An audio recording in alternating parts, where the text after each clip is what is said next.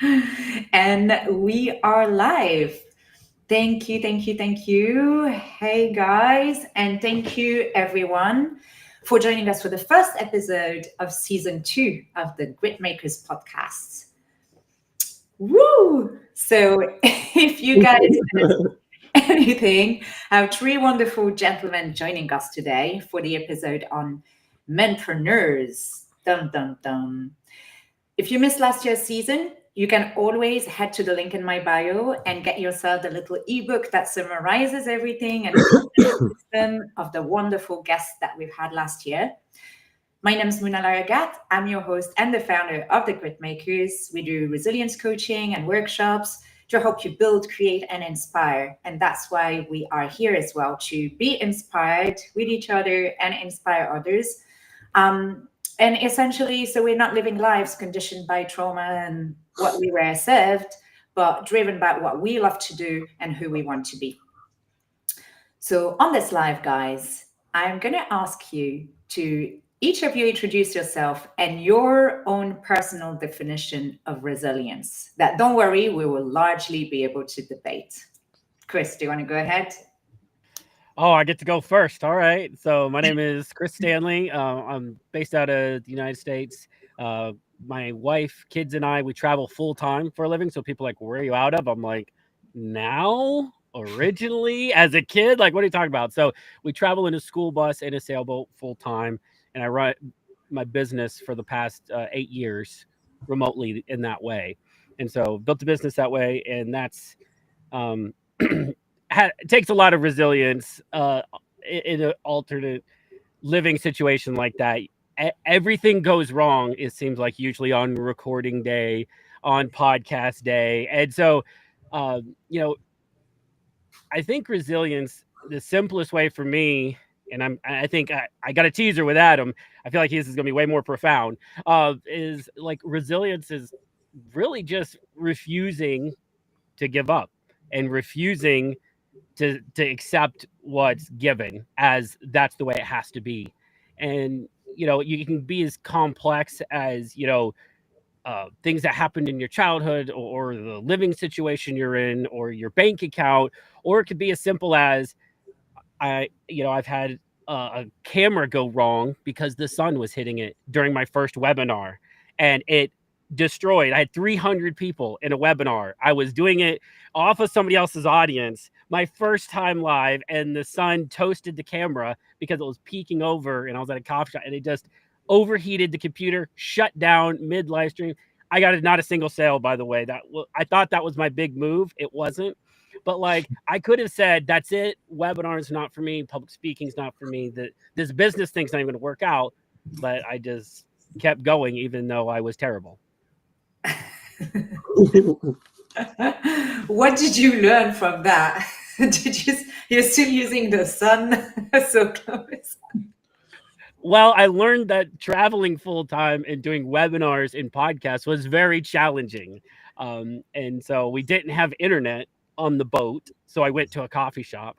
I didn't check it out beforehand. It was an outdoor seating only coffee shop. And so everything went wrong leading up to that. And that was like the last ditch effort to make it still happen. I should have just said, hey, we need to reschedule, but I didn't. So like being humble and accepting that like challenges got in the way, that would have been a good one. But yeah, a lot of lessons learned technically and otherwise from that. Amazing. Thanks so much, Chris, for joining us and sharing as well this with us. Guys in the audience, please do use the comments to leave us any question, or as well to share your own experience. Have you guys lived something that you took away, a hard-learned lesson like Chris has done? Please drop us a comment, ask us your questions. We're here for that. Akel, do you want to go and tell us quick little bit about yourself and your own definition of resilience? Yes. Hi everyone. Thanks for receiving us, Mona. Well, I'm a tech recruiter. I've been doing that for the last 10 years, 11 years. We focus essentially to provide an end-to-end services to companies with talent across UK and Europe. and then I did the shift on the last 2 years where we invested enormous time where we're building UK first social app to elevate businesses and talent online, and we're still on a process to go live in hopefully the next couple of weeks. To define what is resilience, I would say there is one word for me to do that. I would call fortitude.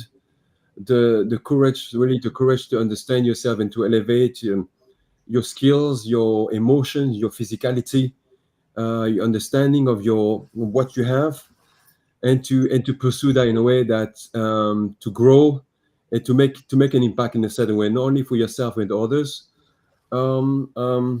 I think if we decide actually to go on that journey where you don't want to make, or if you decide actually not making any waves and trying actually not making any problems, then you learn more about yourself, and you really want to develop more skills and learn more about yourself in that journey, which can be difficult. And more is difficult, more you learn about yourself, and more is difficult. Also, you want to elevate your game. So on that pursuit of reaching out your goals and again to serve people in the best way of possibility from within and from outside as well. Thank you. When you talk about game, that directly now makes me think about Adam, because his business is called the A Game. But Adam, do you want to tell us a little more about yourself and your own definition? Sure. Yeah, thank you for that. So it's great to be here as well with you guys. So I'm the co-founder of a business called A Game, and we are a peak performance coaching business. So essentially I work with high performers, CEOs, athletes. We've coached some celebrities, etc. Just people that essentially want to better themselves. It doesn't mean that anyone has to be on a level that we have to work with. For me, a high performer or a peak performer is anybody that wants to make themselves better. That's what I define as high performance. It's that one step in front of the other, one brick at a time. All the cliches are there for a reason, and I think that too many people set themselves up to fail because they make the goal way too big, they don't achieve it, then they go, I'm a piece of shit, I don't deserve happiness, and they go back to that self-fulfilling prophecy. Whereas we don't encourage that. We actually encourage people to have big scary goals, but do the micro habits day to day. So yeah, resilience is an interesting one. I think ultimately it's the ability to endure, and whether that is rejection, pain, suffering, trauma, whatever it might be, there's so many different variants of that, as we discussed before we came on, whether it is related to the career or the family or the health or what have you. We all go through trying times, and I think that I've had to be resilient most of my life, not because, I came from a wonderful background, loving mother and father, never wanted for anything, but, I've got ADHD, I've got dyspraxia. School was very challenging for me. I didn't really thrive in that sort of environment. And I felt from a very young age that I wasn't good enough, because most of your worth is put in what you can do and what you can achieve. And especially when it comes to being a man, that's what most of your value is put on through this archaic sort of viewpoint. Are you a provider? If you're not providing, then you're not good enough, essentially. So throughout my journey, there's been many different challenges along the way. And I think that while resilience usually comes from the individual, I also think it's imperative to have supportive people around you. And I've been very fortunate to have that. And they've helped me become resilient along the way, because sometimes the pain does just get too bad. And this is why we see the atrocities of suicide ideation and addiction and all the other challenges that people go through, because they feel like they're on their own, even though they're not. So I'm very grateful for my own resiliency and my own mindset towards things, but I'm also extremely grateful for the support network that I've had around me most of my adult life and most of the life growing up too.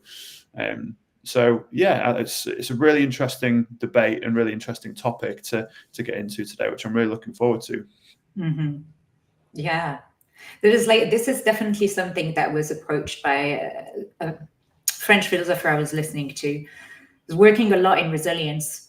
Quite often spend the time facing people who just consider resilience as being endurance and just being like standing in the face, like facing challenges. And there's a lot of torture in this process.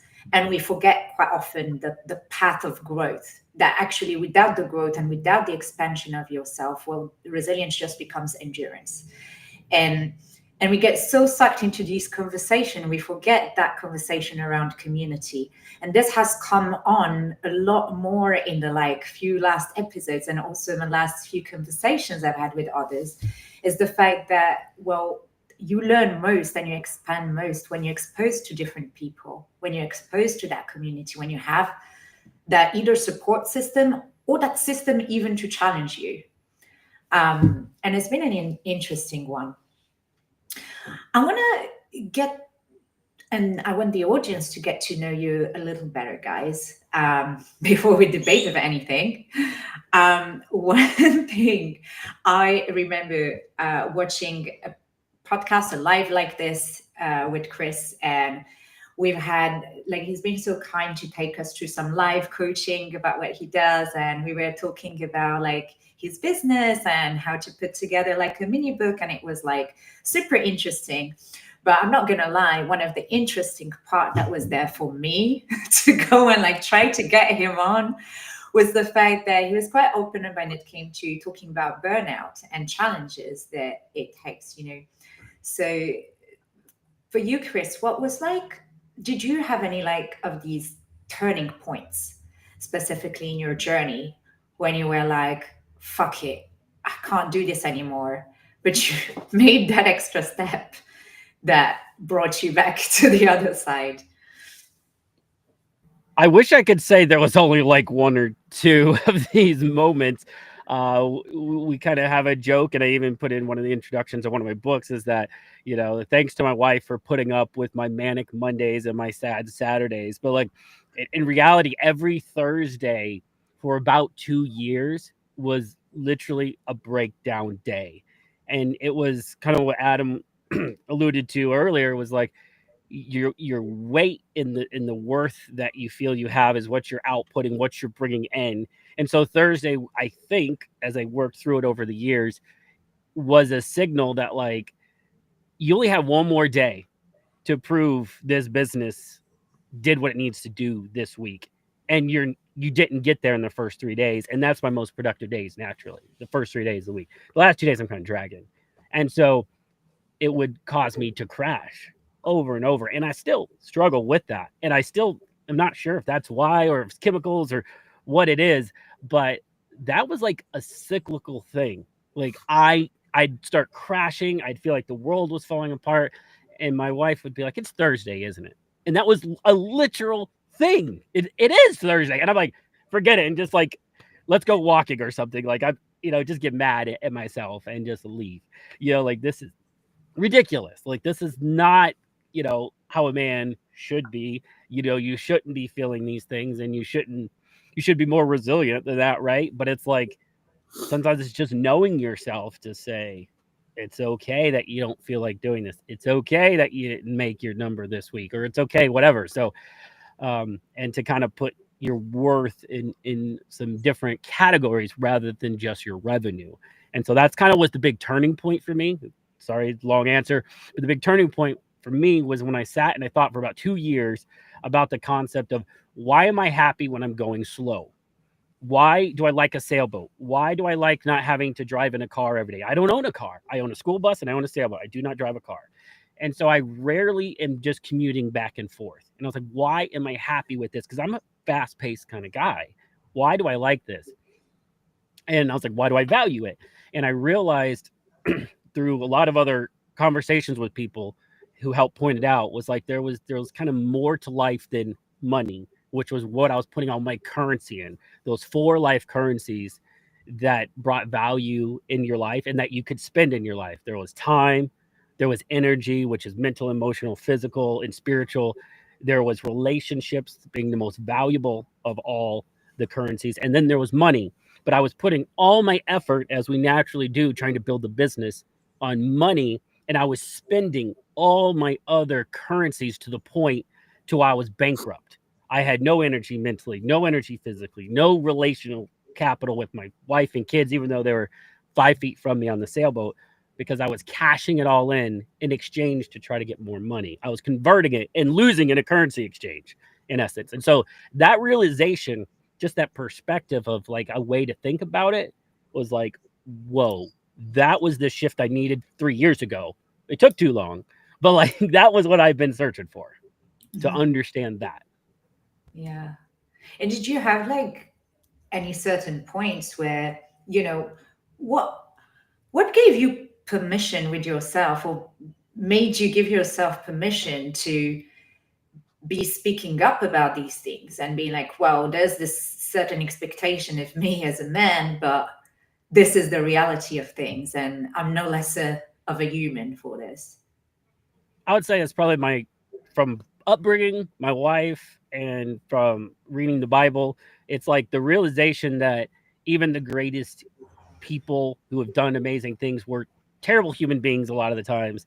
They were terrible in their moments before. Winston Churchill had tons of failures, and David in the Bible like killed guys to steal their wives, and like yet they're remembered for things that they did and overcame, but they weren't all strong. And my wife is one of the best at pointing out that, like, the only time you really learn, or the only thing that's really valuable as a person, is usually when you're humbled and you're brought to a point of realizing you're not enough. You aren't enough, and that's okay. Like, you're not enough, and through others, through God, through growth, as you talked about, that's the only way you become what you need to be. It only happens if you fail, if you're not enough.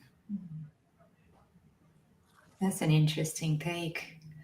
And I know we talked a lot about this with like Akel, like you're building in your corner, building a new product and putting something new out there. And you've had like people collaborating with you. And then there is also the truth of the loneliness through the process.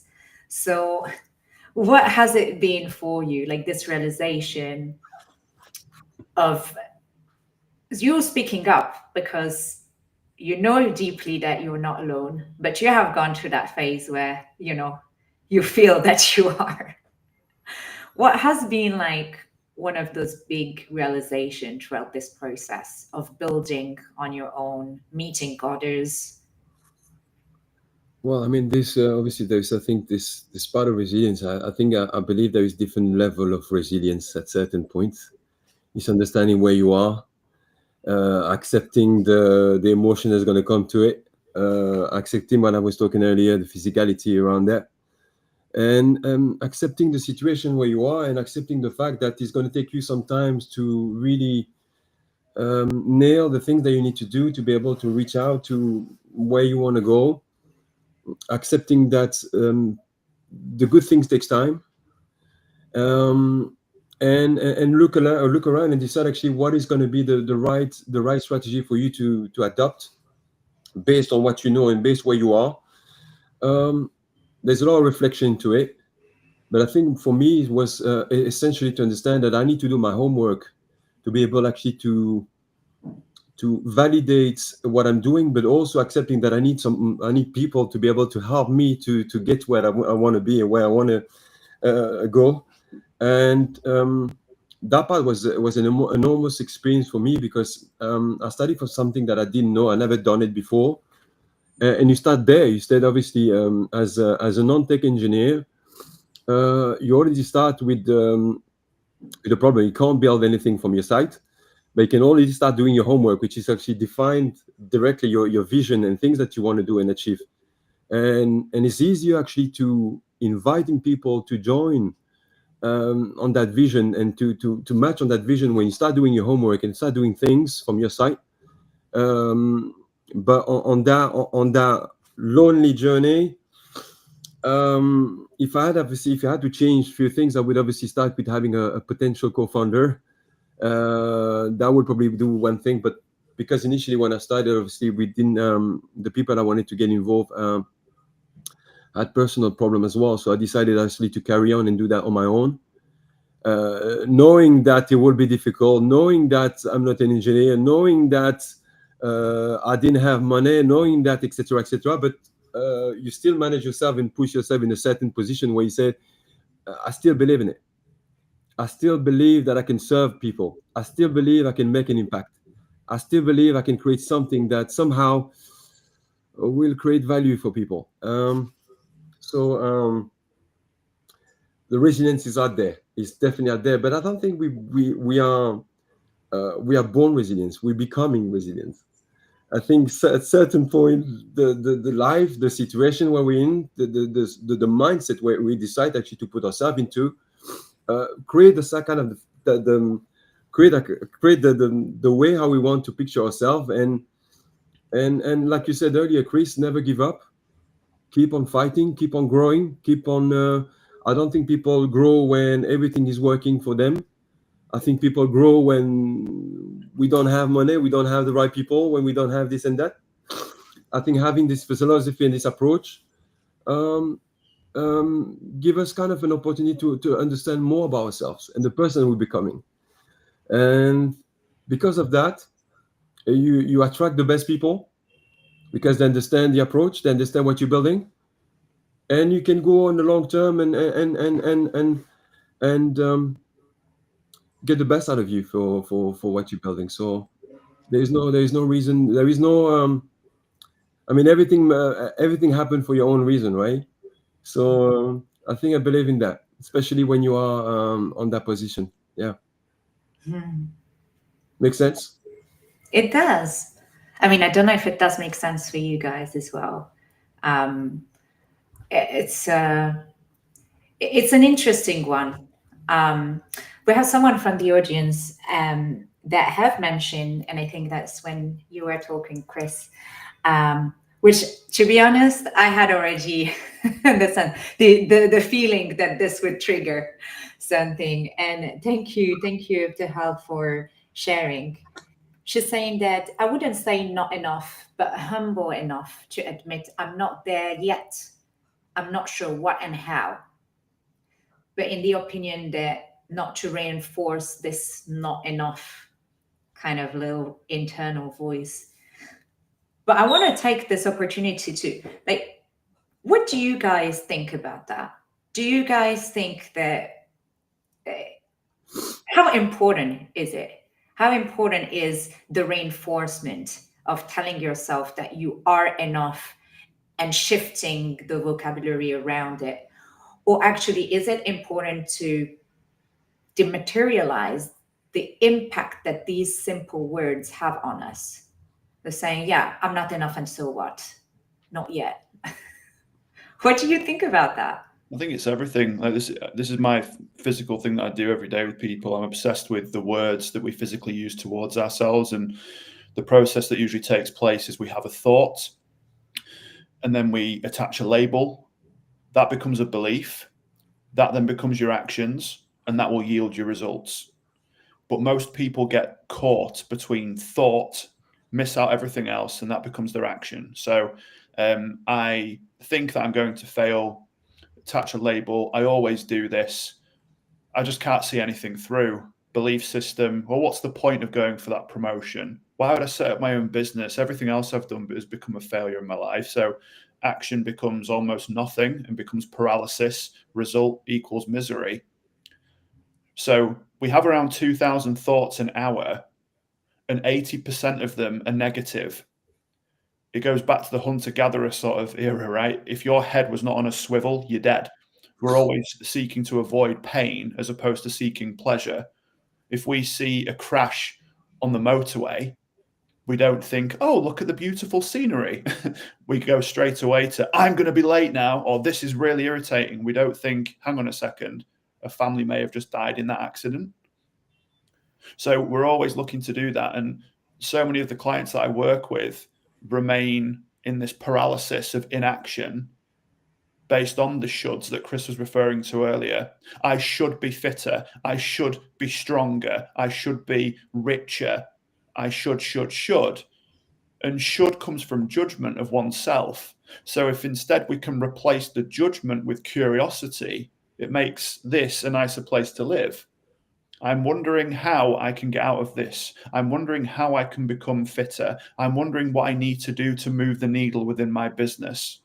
Because as long as you're using self-deprecating language towards yourself, on top of the thoughts, it then becomes your belief, it then becomes your actions. So it's imperative to understand and realize that you aren't your thoughts. They're just that. They're just a thought. Again, imagine that when you are on the motorway and there's cars piling past you at 100 miles an hour or whatever, that's what your thoughts are doing. But if you're trying to analyze every single car that goes past, right, you drive yourself insane. And, you know, the other thing that Chris said that I found really interesting, I fell victim to this too, was I'm not enough because I haven't earned enough money this month when we first began. Or, you know, when I spoke to my first business coach, we'd done our first, you know, 5K month, the 10K. It was always like, we want more. He said, when will it ever be enough? And I said, I don't know the answer to that. I said, you are enough just as you are, but it doesn't mean that you can't improve. And I really like that reframe, because it's like the old adage with the story about the Mexican fisherman and the American businessman. The American businessman sees the Mexican, and the Mexican is fishing, and he says, oh, what are you doing this for? He says, oh, I absolutely love it. He said, right. So how many fish do you need to catch? Oh, just enough to feed my family. And then, you know, I'm good to go. What else do you do? Oh, nothing. I just go back and play with my children. Anyway, the story keeps going. It's like, oh, well, if you did more and you hired somebody else to help you, you could get more fish. And he's like, yeah, why would I do that? Well, then because you could outsource it, and then you could start to do this and get more boats, and then you could start to get your own manufacturing company and da-da-da-da-da. And he's like, why would I do all that? He said, well, but then you can sell it. And why would I do that? Well, then you can spend more time with your family and kids. So, you know, it's this, and I might be butchering it slightly, but the overall message, meaning that everyone has a different viewpoint of what success means to them, and whether it is Chris, you know, traveling around America with his family, which I think is awesome, by the way, and really cool. I didn't expect you to say that, which is brilliant. Or whether it's Akel with his business, or whether it's me with mine, you know, or you with yours, it doesn't really matter. But I think to slightly challenge the comment that we have had, I've got back into playing tennis recently. I used to play to a high level. Right now, I'm not good enough, and that's also okay. It doesn't mean I'm not enough. I'm just not good enough at tennis for where I perceive to be. So it's a bit more wordy. I'll grant you that. But that's the correct way of saying it, I would suggest, as opposed to blanket statements. I hear this too often. People use, you know, some of the 3 or 4 big emotions to describe how they're feeling: depressed, stressed, anxious, etc., as opposed to maybe tired, maybe overwhelmed. Let's get to what's actually happening here. I feel rejected today. When I feel rejected today, it reminds me of when I was in school, when a teacher used to yell at me, I need to have a nap and this is going to be okay. I don't have to say I'm severely anxious or I'm deeply depressed. Perhaps not. Perhaps I'm just really overwhelmed, and that's also okay too, right? So I'll shut up now, but that's my view on it. How we communicate to ourselves is absolutely everything. It is, and understanding yourself, like, depending on who you are and where your greatest weaknesses lies, depends how you need to reframe, I think. So for me, I have a tendency to think I'm more than I actually am. So I need to reframe to make myself realize, no, you're not enough. Like you said, yet, right? You're not enough yet. You haven't done enough yet. You must improve, or you're not good enough of a dad or a husband. Because if I think I'm good enough, then I just mail it in essence, right? So the reframe is kind of depends on what you struggle with and where your weaknesses lie. If you struggle at being humble, you have to get better at reframing to bring yourself to a place of humility. And so for me, that's why I naturally don't frame it that way. But I have to try to force myself to be like, no, you have to really look at this objectively. You didn't make revenue quota. Okay, can you do anything about it? Probably not, because everything you ever try never produces revenue. It all happens when you think it's not going to, right? So like, it just accepting, okay, I did what I can do. I did the best I could do, and it might not be good enough, and just accepting that that's okay. And so for me, I think that reframe is important. Knowing yourself, knowing if you're privy to self-deprecation, then you might need to give yourself a little build up. Whereas me, I need to kind of tear myself down and make myself feel smaller so where I can actually assess where I'm truly at rather than building myself up. So just depends on who you are in my way. And Adam, that story of the Mexican fisherman, I'd never heard it before, but I had a friend call me up. He's an economics major. He's an amazing guy, so smart with money. And he called me just telling me all the things I should do with my business that was doing pretty good. But he's like, this is what you should do. And I told him, like, well, I'm just happy making whatever it was at the time because I'm traveling. He's like, but you should go to conferences. You should do this. You should do more podcasts. And I'm like, I can't not and live the life that I want to live. And he's like, he told me that story. He said, now every time I hear that story, I think of you. And I'm like, he's the fisherman right now. And I'm like, maybe it's a bad thing that I don't strive to try to do more, but like, yeah, it might be a different character flaw, like you're just settling, you're too happy with this, or you're lazy. But it's just like, at some point you have to know, like you said, what's the end goal you want. And I know that you guys as coaches know that better than even I do. And it's like, when somebody asks, how do you figure out what you even need to do day to day, I'm like, well, you got to figure out where you're trying to go, because you got to reverse engineer it all the way back to those micro habits you're talking about. And I'm like, and then forget the freaking goal and just focus on the habit. Just wake up and write. It doesn't matter that you're trying to become a New York Times bestselling author. Just wake up and write, and eventually you're going to get there. That is for sure. You know what? That's a good segue to ask you guys. From experience, I think there's always like this evolution that we have in our lives where we go from a place, we face certain challenges, we learn a little bit more about ourselves, we learn a little bit more about what works for us and what doesn't. How has your own personal definition of success evolved over time? If you were to say, what does success mean to you today? I think, Chris, we have a very good idea of what it could mean now with your currencies. But what did it used to be that led you to what it is today?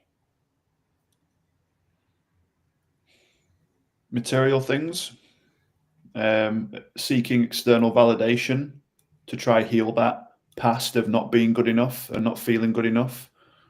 So everything was, follow accounts and holidays and Instagram stories of nonsense, trying to almost prove a point, because when I first started coaching, I had a lot of hate, weirdly, from people. You would have thought that I was starting a dog killing business. The reaction some people gave when I was trying to help people is unbelievable. And these are from people I've known for years, and I know why they were doing it, because obviously it's a mirror being held up to them and their own insecurities. But I came from a very modest career background of hospitality, where you have to work hard. I've always associated hard work equals money, and I don't mean putting in the hours and refining your craft. I mean physically working hard, the 14 hours, a day on your feet kind of hard.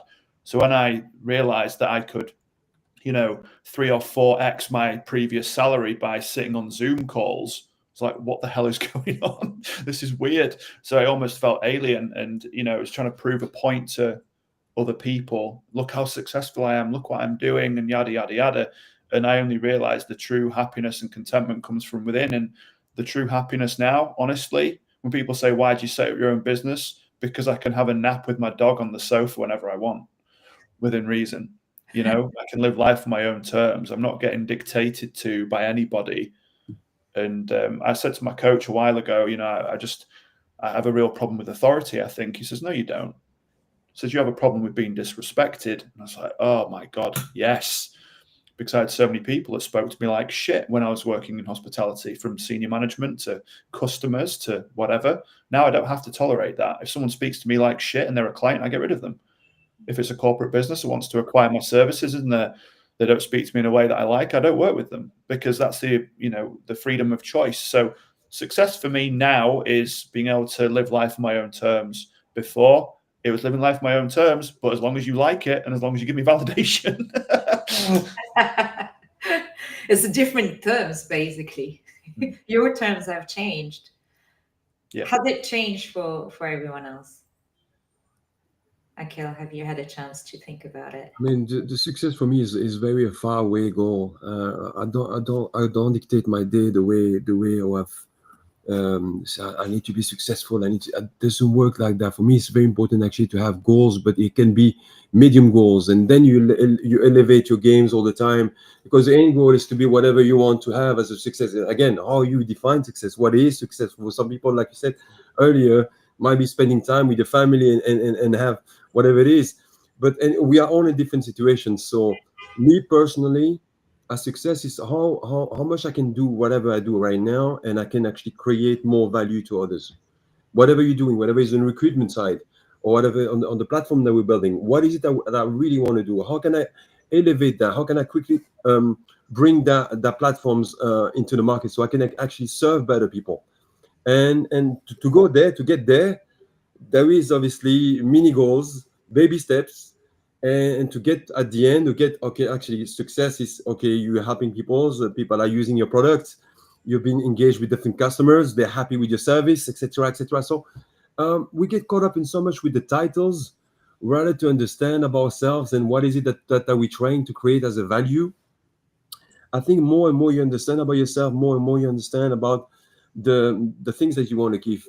And I think it's great to have mini success, but it doesn't have to be the end goal for yourself, and particularly on your journey. I think having the experience to share with people is also a great success for me, because you can learn from one another. So, and get better, become better, and improve yourself. And yeah. Yeah, it has.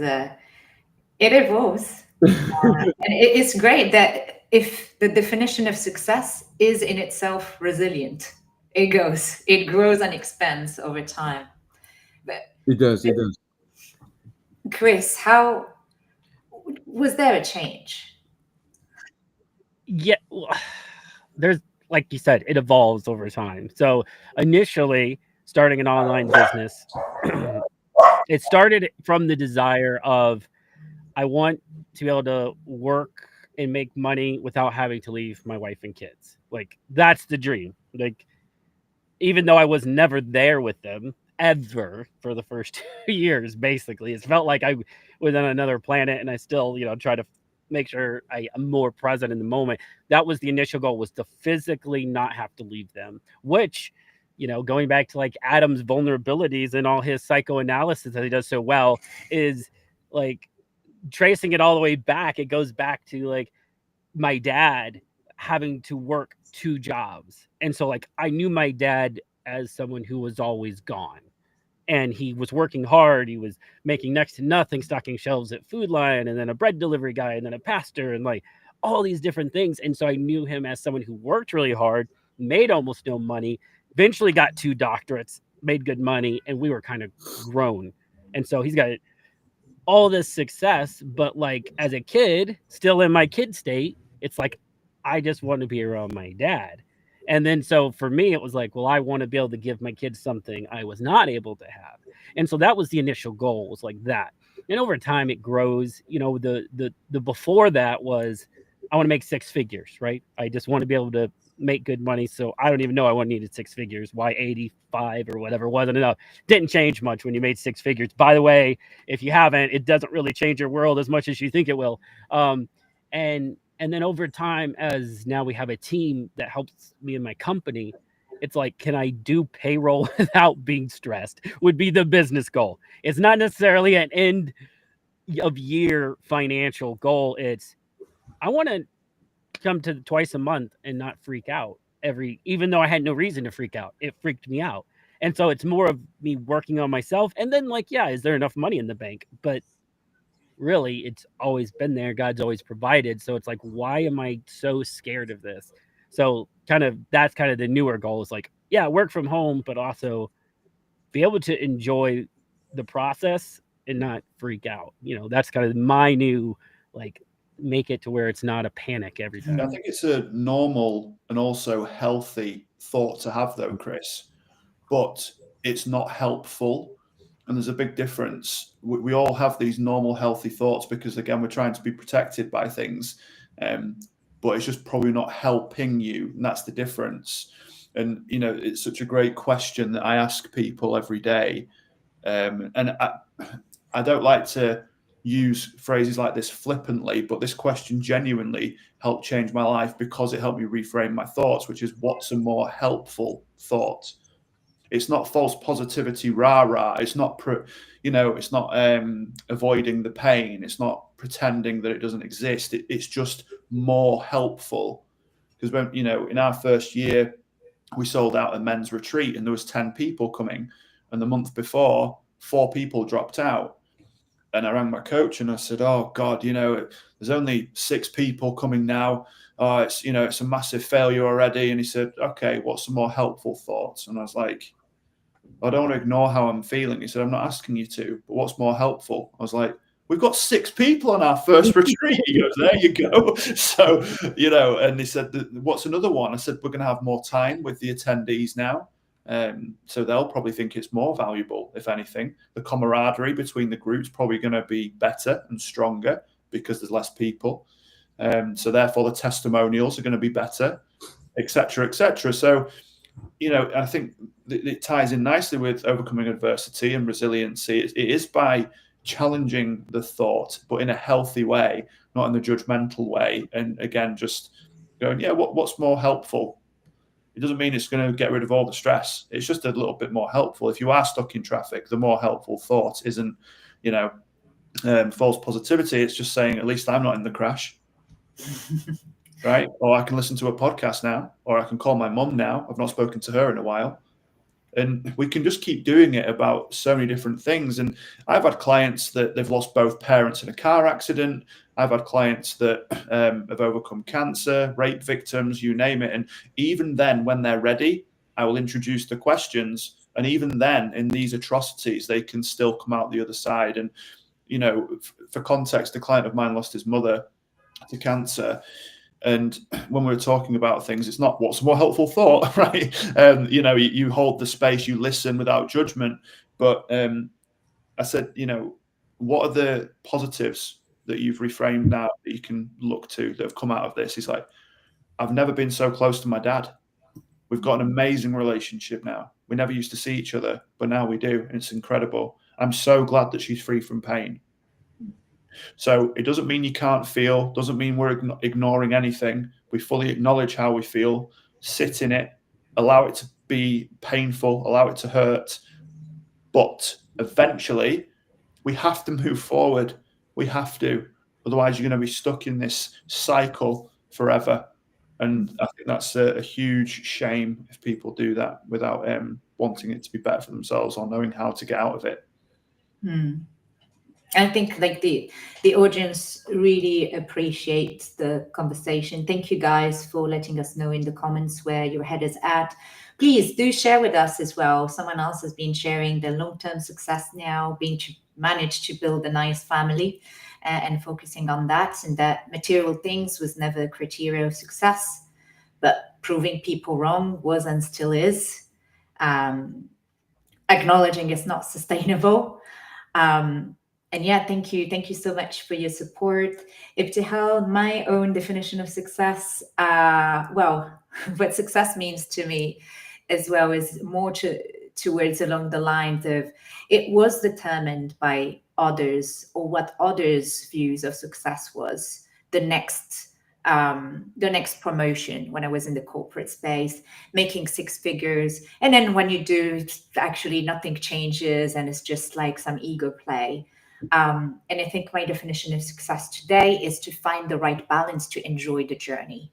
And it's really about enjoying the journey of working and improving all areas of life and not just one. So not just being defined by past traumas or my conditioning, but being able to, that's what winning at life means. Not being defined by that, accepting that it has shaped the person that I am, but that I can enjoy the journey of appreciating my hobbies, appreciating my passion, my work, my relationships, as well as all the different areas of life. And I think it's not about work-life balance. Again, I'm going back to that famous quote, but it's really about finding that harmony and peace within us, that yes, there are some days and some moments that are tougher than others, but I can still enjoy that, and I can still enjoy cruising through the Thursdays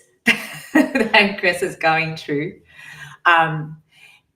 And I think that's what I want to address, guys, because as human beings, we do go through similar challenges. There is tremendous pressure that society put upon us, or that we put upon us, because like you mentioned, Chris, earlier, each person has their own, like, we all have our own demons. For some, it's going to be self-deprecating one. For other, ego steps in as a protector and as a defense mechanism to allow us to push through and make something of ourselves. But for you guys, like, how do you truly live this myth around men's mental health? Is the pressure still real today? Like 2025, do you still feel like the odd one when you are being vulnerable and talking about these things? Sometimes you know, you don't even have a choice for that. Sometimes you're accepting really the situation where you're in, and you figure out a way out, a way to improve yourself. But I think, like you said, if you're not enjoying the journey, then you need to start doing something else. You have to accept that the journey you're in is a journey that you've decided for yourself. This is the journey you have accepted and decided for yourself. So if it's something else that come to your life that you haven't decided, and you feel uncomfortable about it, so you're not happy about it, so you feel frustrated about it. But if it's your own frustration, if it's your own problem, if it's your own thing that you created around you, then I think when you accept that, and you accept actually this is part of your journey, it's part of you, then it becomes something grateful. It becomes something where you grow. It becomes something that you enjoy yourself, and you become like suddenly you see a different path, you see a different journey, a different vision about it. And accepting that can lead you to extraordinary things, I think, to my opinion. Yeah, men just need to talk is absolute nonsense. I've coached hundreds of men. Not one of them have had an issue talking to me. It's society's response to when men speak that's the problem. There's some incredible organizations. You know, there's one in the UK called Andy's Man's Club. It's amazing. I've never attended, but it's done great work. And there's circles of all up and down the country now, tens and hundreds, probably hundreds of thousands now, I would imagine, over the years of Andy's Man's Club, that are openly talking about their struggles. The issue is, when men have a problem, it's a men problem. If women have a problem, it's society's problem. So it's not that I hate women, I love women, right? There's not, I've got lots of amazing women in my life. The issue, however, is that if a woman speaks to another woman, usually it's very much accepted. I now have created my life on purpose, meaning that I only have 3 or 4 people outside of my family that I'd ring in a crisis. And I've only got the same 3 or 4 people that I'd ring when I'm celebrating something amazing. And that's a true testament of what a friend is, in my opinion. So I think that, you know, when I have showed vulnerability in the past at work or in past relationships, I've been punished. I've been punished because they've distanced themselves from me. In some cases, they've got rid of me. My ex-partner left when I showed vulnerability. One of my old jobs that I worked for got rid of me when, you know, oh, Adam's not the same leader. We need him out. He said he's got depressive thoughts. We can't have that in the business. So I don't think it's the issue that men don't talk. I think it's just the fact we need to listen without judgment, and we need to listen without fixing. Now, ironically, a lot of men do fix. So when their partners, if I'm going down the stereotypical male and female household for a second here, if the woman comes home and tells them about the bad day, the man is going to provide a solution, because a lot of men aren't comfortable with talking about emotions or listening, because we've not been allowed to. Our father's generation, for the most part, I'm 37 years of age, the millennials, their fathers come from the generation of when men were men, and their fathers even more so, and their fathers even more so. So I think the millennial men are actually going to potentially be the turning point in fatherhood, of being more emotionally aware, of being more emotionally intelligent, more emotionally available, because my father wasn't allowed to be, quite frankly. If he cried, get on with it, man up. So this isn't a negative on men over a certain age at all, by the way. It's not their fault. But I think that it needs to be spoken about openly, and we need to educate people on the masses on how to handle it. I'm 6'4" and I weigh over 110 kilograms. When I was walking down the street crying when I got released from my job after my girlfriend had just left me, people were literally crossing the road to avoid me. I'm not exaggerating. I could have been yielding an axe. That's the risk. People were like standing back like this. If that was a woman walking down the street crying, I would imagine most people would have approached her and asked if she's okay. So there's still a long way to go, but it is getting better. But you know, I think that Adam, can I ask you, how did you come up from it? How did you come out of there? I mean, what have you done that allows you now to get better in your feet? Because that's probably the part here. We all struggle at a certain point, but what is it that you do to get better? Great question, mate. I think that, so not everybody that is watching this may have the resources for coaching or therapy in terms of affordability. Look for local groups and build your confidence over time. You know, there are some fantastic resources out there, like the Samaritans.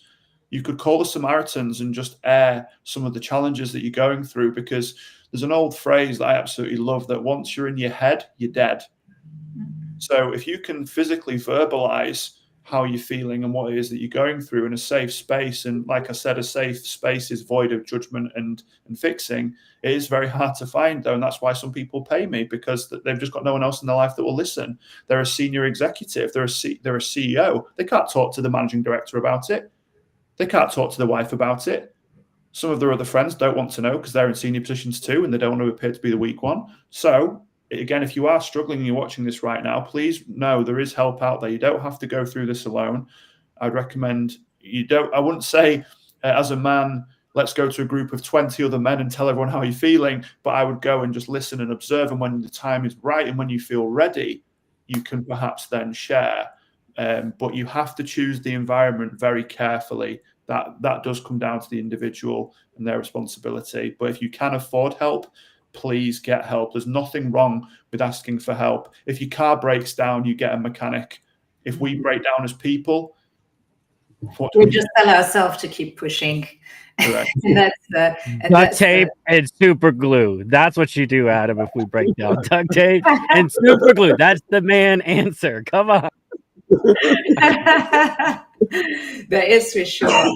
I definitely recommend Samaritans. I think about exactly a year ago, it was quite a very useful resources for me personally. Even when you have the support system, even I had a coach, I had a therapist, I had close friends, but sometimes you get in that second and all you need is, like Simon Sinek says, like 8 minutes to talk. And sometimes you can't have that because other people are busy that time. Your 4 or 5 people in the support system are busy with something else. You just had a talk with your coach and your therapist the day before, the day after. It's just, it's just how it is. And there are resources out there to get these darkest thoughts out of the way and remove you from these thoughts and like get that step back. And I think sometimes we have this assumption that those 5 minutes are not important, but they are. And please do reach out to these contacts, to these numbers. I don't know what's the equivalent of the Samaritans in the US, Chris, but I'm sure you can speak to an equivalent of landline that you can just call. I'm not familiar with one. I can't even think of, but I know there are. I know there are some. The one thing I did want to add, you were saying, is that still a thing today? Guys not voicing, not being accepted. And I think I think a big thing about all of it is realizing in our world, especially now with social media and things, you have this pendulum of your either on one pendulum or the other. You're either you don't talk at all because you're the guy standing in front of the Lamborghini faking it, that you're so big and bad coach. You're, Adam and I were talking beforehand about, the fake coaches that like, okay, I'm not trusting that business guy. Like, it just doesn't resonate with me, right? But like, you're either on that end where everything looks perfect and you have to keep up that facade, whether it's on Instagram and you're not a millionaire, but you're just trying to look perfect for your friends. But then there's the other side where it's like the self-deprecating thoughts where you are a mess, and that is your persona you're portraying that you want to upkeep. And so it almost becomes a sickness in itself. And so I think both of those can be at least tapered some if you try to make yourself smaller by looking around, getting perspective. Some people do it by taking walks. You take a walk and you see mountains. Adam was talking about, you think about that person just lost their life in that car wreck potentially, or a family member in that car wreck. That could have been me. But pulling yourself out, trying to make yourself a little bit smaller and putting your issues, your thoughts, everything more in perspective. And a lot of times that takes that 5-minute call you guys are talking about, or the 8-minute call to somebody, just where they can go, that's okay, you're feeling that, but just have perspective on it, So just don't go too far on the pendulum either way, and seek people who are willing to provide you that perspective, whether it be nature, whether it be God and meditation, whether it be, other people on the other end of a phone. You need those other perspectives so you see not the world just through your narrow lens of your Instagram account or your feelings as you're looking down at your own stomach in sadness. So that's just what I would add. It's catastrophizing, isn't it? And going back to the example I gave earlier, with the burst tire, if you're going down the motorway and one of your tires burst, you don't suddenly get out and then pop the other 3, right? But people do this with their thoughts. They've had a bad moment. Oh, that's it now. This is a bad day. I'm the worst piece of shit to ever exist. I'm an idiot, whatever. And there's a model that's known as the drama triangle. For people that aren't familiar, within the triangle, at the bottom of the triangle, you have the victim mindset, and you have the rescuer, and you have a persecutor. And what happens is the victim says, woe is me, life is hard, I'm so stupid. And then the rescuer goes, oh, don't be so silly, you're amazing, you're beautiful, you're wonderful. This isn't helpful. This is actually keeping the victim in the victim mindset, because they're going to keep seeking the rescuer. Now, after a while, the rescuer becomes tired of this, and then they go into the persecutor. So if you come home from work, oh, my boss is a dick, and he spoke to me like this, the persecutor, well, just leave then. If you don't like it, just leave. Why are you still there? Why are you still complaining? Why are you shouting at me? The victim remains there. So the key is to try break them free from that and ask a better question. When they say, I'm a piece of shit, I'm ugly, I'm stupid, and by the way, this works with children, for those watching now that have kids, don't go, no, darling, you're wonderful, you're amazing, and kiss the boo-boo. It's not helping. Just hold the mirror back up. Stupid and ugly. Where's that come from? If you ask a where question and a how question, it's much more impactful than asking a why question. When you ask why, it's very accusatory. If I said to Chris even now, why are you wearing that hat? He'd be like, because I like it. Fuck off, right? If I said, oh, what made you buy that hat?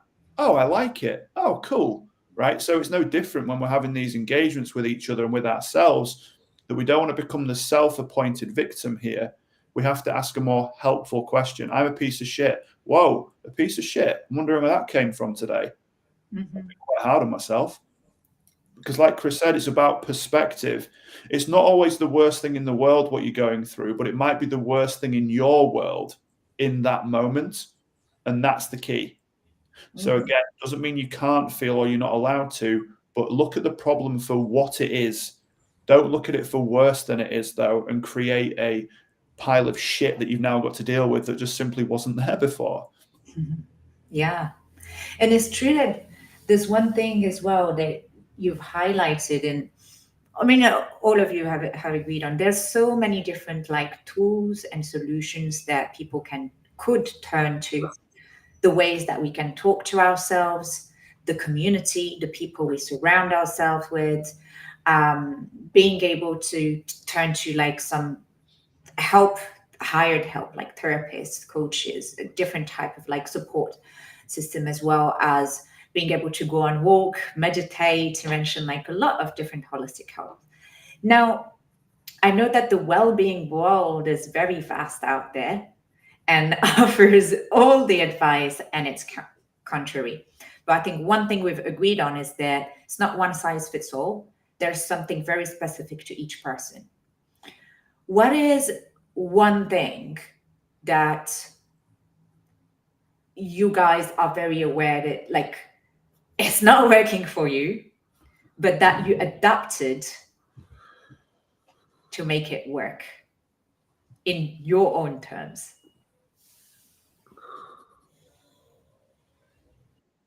In terms of self-help, in terms of how do what? you make yourself feel better? Something that people would recommend, and you're like, for example, I take journaling and writing down your thoughts have been something very useful for so many people. But I do work with some people who really can't do it writing, so we do it on voice notes. You just record yourself, you put these thoughts out there in different way. But if you stick to journaling, and if you stick to what certain practitioners make people do, you'll feel like a failure. I can't line up two lines. It's like, how do you take yourself out of that box that well-being is trying to put you in? So what has been your out of the box well-being absolute trick that does it for you?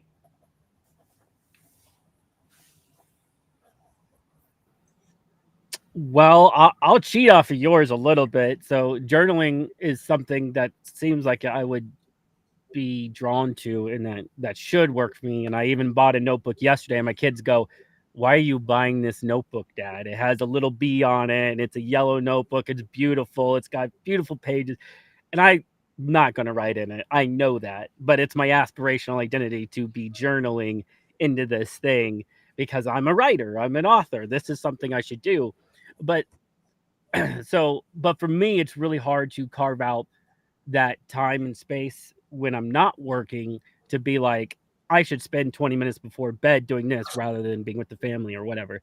So for me, it's like a cost analysis in my brain going on all the time. Should I spend time on that? I'm able to make journaling work, in a sense, is literally to keep writing books, is to write a book about it. Like if I want to do an introspective dive on life currencies, I had to tell myself I was writing a book about it. And so for 2 years, I'm thinking on this because I'm going to write a book about it. Like, and so it was a way to force meditate, force think through something, which I would never sit around and go, let me think about something in life so deep and hard, and it has no surface level other than my own improvement. It was like, no, I'm going to write a book about it. So then I'm able to release myself to that. So for me, it's turning it on its head and saying, I'm going to do something with this.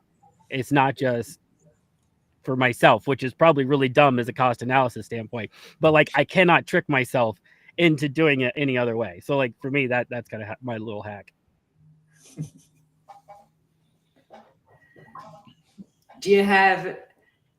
Adam, do you have any hack, especially coming from a place where when you coach, there's a lot of pressure about you putting in practice, what the coaching world like has offered to us? Is there like one thing particularly that doesn't work for you in the standard ways, but that you created and carved for yourself? That's a great question. I think the gratitude piece, because when I think of gratitude, I used to watch a lot of American sitcoms as a kid. I'd associate it with grace, and prayer and that kind of thing. And I think a lot of people have a hard time practicing gratitude, often because they feel guilty.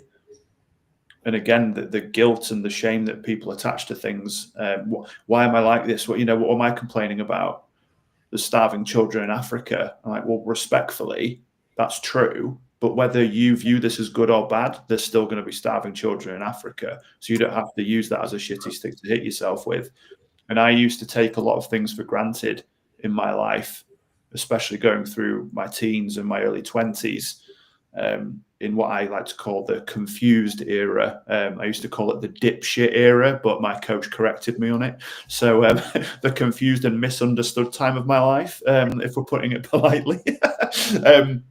So yeah, I found that quite challenging at first to practice the gratitude. And I guess that's in the name, right? You're practicing. So you get better each day, the same way it's a meditation practice. Meditation can be challenging, not just for me, but for a lot of people, because they feel like their thoughts shouldn't be there and I should be able to focus. Like, no, that's not the purpose of meditation.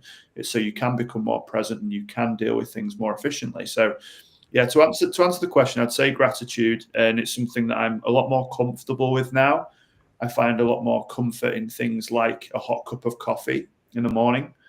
It doesn't have to be the house, the car, the partner, the dogs, etc. every single day. Although they're true, it will lose its meaning after a while. So again, if you can find gratitude in this conversation that we're having right now, I'm really grateful to be having this conversation with you guys. I'm grateful that you invited me on. Out of everybody that you could have invited on, you've chosen me, which I'm really grateful for.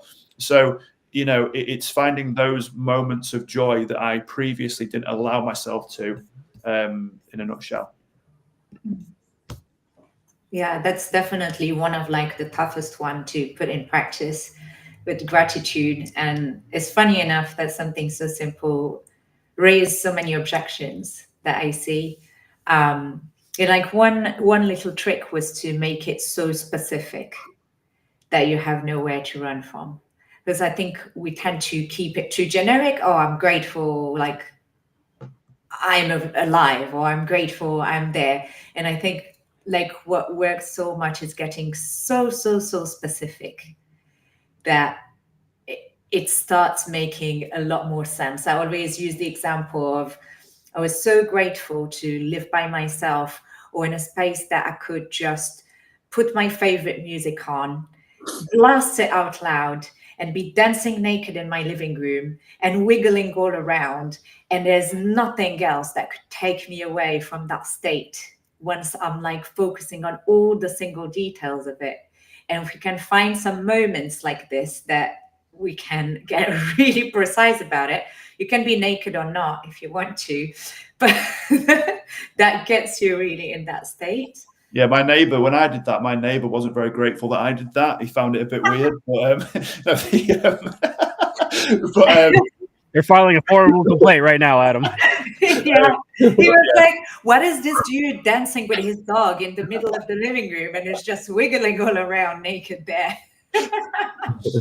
You're right, though. If you know, rather than going generic and saying I'm grateful for my daughter or my son, I'm grateful for the way my daughter laughs. Yeah, I'm grateful for the, you know, when I took my son to football practice and he scored a goal yesterday and he was really pleased. The more specific you can become, imagine how great the bigger wins are going to be, you know? Yeah. And how about you, Akel? Do you have something that you hold on to that might be a bit unconventional? I mean, it's definitely something that I've built over the years, especially when I started with to build on that platform, where I built something that I call a positive frustration, a need of change, a need of, there is something inside that you know that you need to go out there and find it. What is it that you have? And then I mentioned earlier that there's different level of resilience all the time. There's every time you're thinking you're getting there, but there's more things coming. There is more problem coming. So, I mean, having the balance of it, having the balance between the mindset, where do you put yourself into it? How do you organize yourself? How do you prioritize things to get things done? And yeah, you talked about it earlier, Chris. I mean, the physicality is very important. How do you look after yourself? How you take care of yourself? Because obviously the mind is one thing, but the physique is something else. If you don't have both combined together, I think it's going to be difficult, especially if you're going on that journey alone, where you're building things that are very difficult to build. So having that the healthiness part of it, which is mindset, the physique, and spend time with yourself. Sit down a bit in here. Take time of 15, 20 minutes to review things without having to contact anyone. Like you or earlier, you said about social media. Cut off the social media for half an hour, 40 minutes, and read books that you like. Or eventually, you mentioned about grateful. I mean, I remember that I used to call clients, or even people I like, on Friday, and call the Grateful Friday, where I call people because I don't need anything. I just call them, just say thank you, and I do appreciate you in my life, and appreciate the experience I had, the opportunity I had to work with you. And I think that more and more we serve people, more and more we help people. Somehow you can be on a bad day, but somehow you're helping people, you do something positive for people.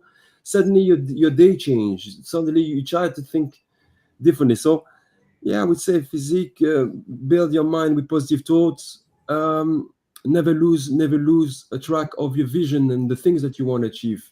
Again, small goals, baby steps, and sometimes take the time to thank yourself in a bit, to say, look, you're doing great.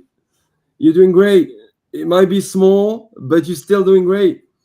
And remember where you started and why are you still doing what you're doing. Remember that. Is it is it for the money? Is it for the fame? Or is it because there's bigger purpose behind it? And if there's a bigger purpose behind it, then there is a chance that you're still doing what you're doing because there's bigger purpose than that. Yeah, that big why, that is the That'd be driving great. force Yes. in our lives. Yes, absolutely. And I know that I promised our panelists that we won't be dragging things too long, and I'm very grateful for for the audience. Or just see like the Mentor episode on procrastination.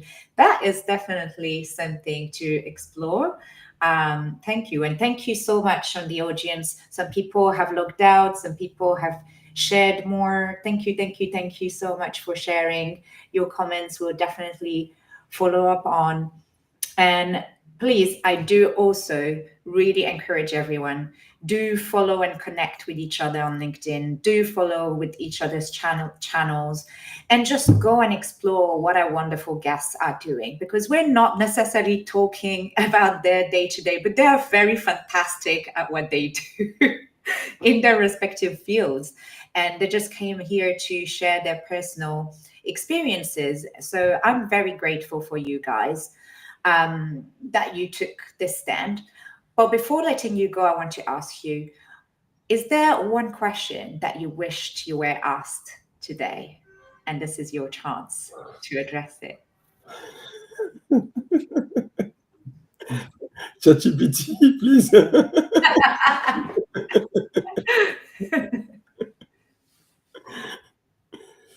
No. No, I always say I'll always respond. You can ask me any question. I'm an open book, and I think that it's always interesting when you go on different podcasts or panels or do public speaking gigs and you do a Q&A at the end, and everyone comes up with different questions. And I don't think there's a good or bad question. I think they just are, and you just give the information that's presented to you. So no, I don't look at anything like in a regretful way whatsoever. I just think you asked the questions that were meant to be asked, and we answered them in the way that we did, and that was it. Mm-hmm. So, yeah, I enjoyed it. Any one last word of wisdoms that you want to dish out? I want to piggyback on something Adam said at the beginning, and it felt like dragging it out too long then, but I feel like re-highlighting it for those who might benefit. He talked about how your thoughts are not you, and my dad used to tell us that your thoughts are like a river, and basically it's like trash in a river. You decide what you pick up. So like let it go down, what needs to go down, and then what you want to be you, what you want to collect and become in your life, that's what you pick up. But everything else that's garbage, the bad stuff, the dark stuff, or the things that you're like may have used to been positive, but now you're like, that's a negative. I don't want to be that person anymore. Let it go and let it go down. And then that's how you choose who you become, is picking up those different pieces. I would say stop living with fear, leave the fear with it behind, and deal with it. And if you want to do something, I think there's still time in the game to really start doing things that you want to do. Don't be afraid too much. Things that that great is going to take some time. Believe in yourself. Be grateful, like we talked about it, Adam, earlier, and keep reaching out to people. Keep on knocking on that door.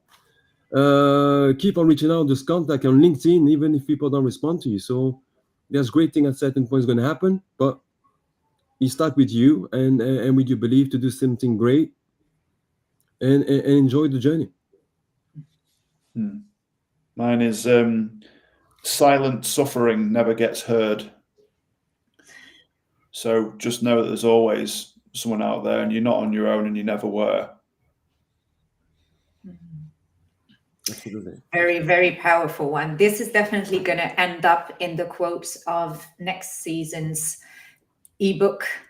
I promise I will follow Chris's mini book structure this time. And we have someone in the audience. Thank you so much for sharing your feedback with us. Ibtihal is very grateful for you guys. She's had a bad day, but now can't be more thankful for having bad beginnings, but beautiful end to it. Awesome. So lots of love and resilience to you guys in the audience, to you guys in the panel. And thank you so much for joining us. Don't forget to follow everyone, be in touch, reach out, speak up.